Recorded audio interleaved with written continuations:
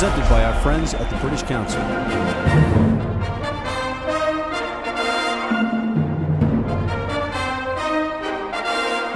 Hey everybody, Matt McCarthy for Rugby Wrap-Up here at the Studio 34 Fantasy Sports Network on West 35th Street in New York City. We have a big show today. We have a last-minute call with Mr. Dan Payne, the CEO of USA Rugby, and let's see if we can get him. It's going to be audio with Dan.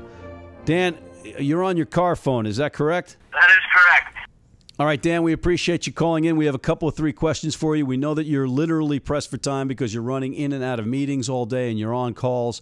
So we're going to cram these in, and we're only going to talk about the coaching decision or selection, rather, right now, although there's a ton of other stuff to talk about that we'll have to get to at a later date. But the news is that Gary Gold is the new head coach of USA Rugby Men's 15s program. And just briefly, we wanted to know how you came about that choice. Well, I think we had a great group of candidates that expressed interest, and it's been a long and thorough process, very collaborative. We were looking for somebody that we knew was going to have a history of working with coaches and an interest in developing coaches as well as players, and they had to have an interest and a strong passion for grassroots, and they had to commit to a minimum number of weeks in the country. And when we got through our initial list of candidates, it was quite evident that early on that Gary was one of the top individuals, and he's the person that we came out with collectively, and fortunately we were able to get our guy. Okay, so he's a South African who's spent significant time in England, but he is moving to Boulder?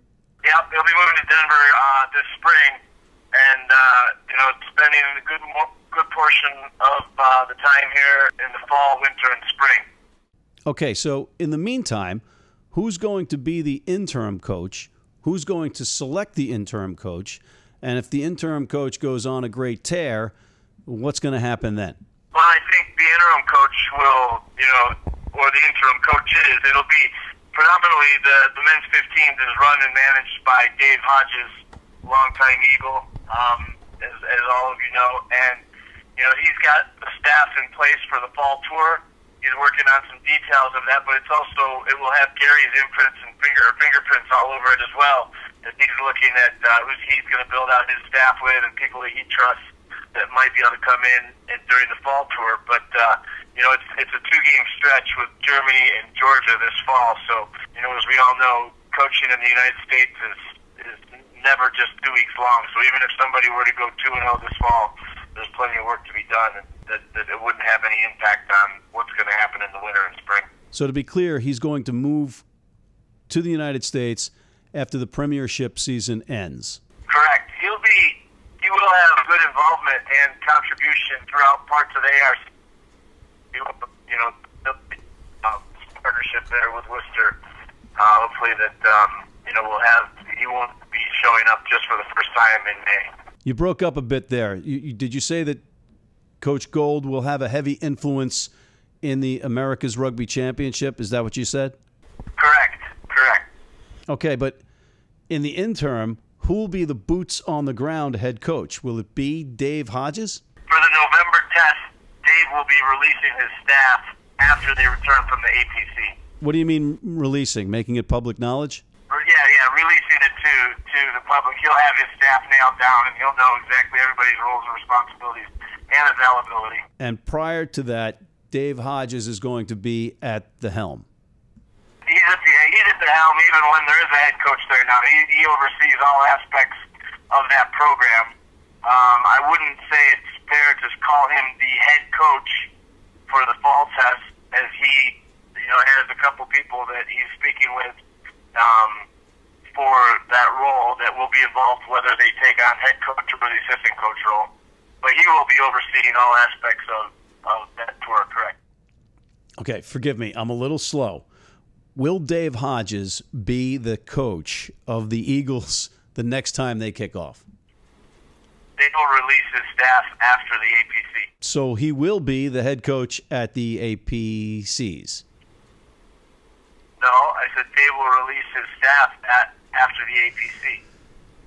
It will be his staff in the fall, the winter, or the spring as the general manager of the 15th. I'm still thoroughly confused.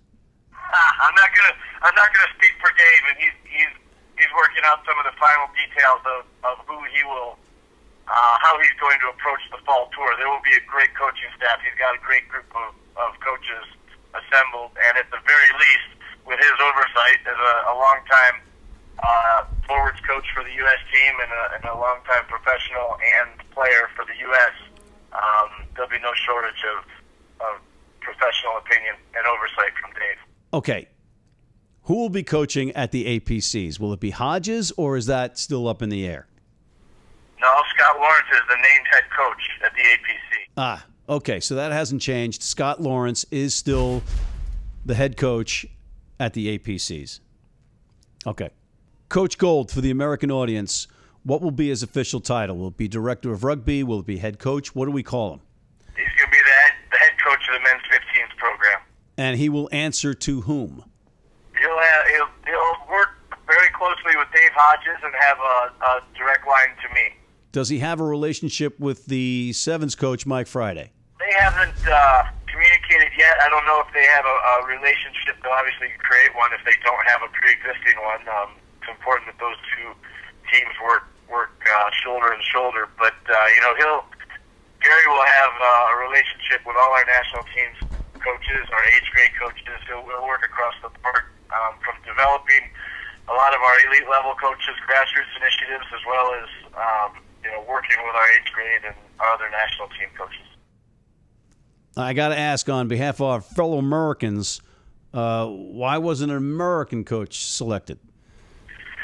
Well, I think that what you'll see is the approach that we've taken with Gary as well is to surround him with American coaches. And when I say American coaches, I think that you can be born in another country and still be considered an American coach if you reside and live here full time and are contributing to the American rugby landscape. So, there were several candidates that applied that would be considered domestic coaches that will probably benefit greatly from having Gary's influence and mentorship throughout the next couple of years. Fair enough. Fair enough. So you're not going to predict on this call that Gary Gold will lead the Eagles to a Webb Ellis Trophy in 2019? We're looking at getting Gary in for the National Development Summit in January right now. I'm not going to start forecasting 24 months from now. All right, so we're excited to get him over here in January and start building and contributing towards rugby and the growth of rugby in America. I think there's a lot of ground between now and then that we have to cover, so I think it wouldn't be fair to forecast that far out. I'm predicting that I'm excited for him to join us for the National Development Summit in Denver in the third week of January and start his tenure. Good on you for not biting on my ridiculous questions. How do people get to that event? Can they pay to go to that event? Correct. Yeah, you can go to usaRugby.org and you'll find all the information on the National Development Summit. I actually was on the phone last evening with our keynote speaker, who's also going to be doing several of the Friday sessions, the coach development, coach theory sessions on Friday around team building. We'll release that later this week, but it's a pretty exciting headliner. So you'll want to keep the National Development Summit is something you get to out here in Denver, January, third weekend of January. So, Dan, you're damned if you do and you're damned if you don't with this decision. There are going to be people that throw you under the bus for picking this guy, and there are going to be people that stand up and applaud you for picking this guy. Well, that's great. I think you open the sentence with just about every decision I make, anyways. It's 50-50, so you get buried on some and you get support on some. We just make the best decisions collectively that we think will help support pushing rugby forward in America. That's kind of what our job and our goals are as a group here and throughout our country. There's a lot of people that put in a lot of time and a lot of energy throughout the American rugby community, and this position is the most high-profile, prolific position. So it's important that whomever is in this position, be it a domestic coach or a foreign coach at 15s or 7s, contributes and supports all of the effort effort that so many people in our community are putting forth. I need to qualify that as well. I shouldn't say it's the most prolific in our country. Obviously, 7s and 15s go hand in hand, and there'd be an argument too that the 7s coach within our country is the highest profile. So that's the other unique aspect of our landscape. And then we have 2 good coaches right now that can contribute to helping a lot of other coaches develop and grow. Final question: any truth to the rumor that your director of high performance or high performance director, Alex Magleby, was feeding sausages to the Worcester Warriors prior to each match, and that's why they started out so poorly, making Coach Gold available? No truth whatsoever. All right. Mr. Dan Payne, CEO of USA Rugby, thank you for calling in, but we still need to get you on and talk about those other issues lurking out there, because they are lurking and lingering, folks. So when you have some time, we'd like to have you back on. All right. Thanks for having me, Matt. Thanks, Dan. On behalf of Mr. Dan Payne, CEO of USA Rugby, Matt McCarthy for Rugby Wrap-Up at the Fantasy Sports Network Studio 34 here in Manhattan, signing off.